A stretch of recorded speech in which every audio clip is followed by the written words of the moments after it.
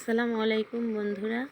শীতের দুপুর, মিষ্টি রোদ, তার সাথে ছিল আমড়া মাখা। সব মিলিয়ে যেন এক অপরূপ ছায়া। আজ আমি শীতের দুপুরে আমড়া মাখা করব। তার জন্য আমড়াগুলো কেটে কুটে পরিষ্কার করে নিলাম। এখন শিলপাটায় দিয়ে দিলাম শসা দিয়ে শুকনো ঝাল দিয়ে ভালো করে বেটে নিচ্ছি। বাটা হয়ে গেছে, এবার দিয়ে দিলাম আমড়াগুলো শিলের উপর দিয়ে ভালো করে হাত দিয়ে মেখে নিলাম। শিলপাটায় মাখানোর স্বাদটাই অন্যরকম। এইভাবে শিলপাটায় মাখাঝোকা করলে খেতে অনেক সুস্বাদু হয়।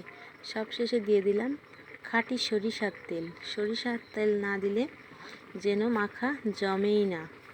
তোমাদের কাছে কেমন লাগে কমেন্ট করে বলে যেও। আমার কাছে তো সরষের তেল দিয়ে মাখাঝোকা খেতে অনেক ভালো লাগে। আল্লাহ হাফেজ।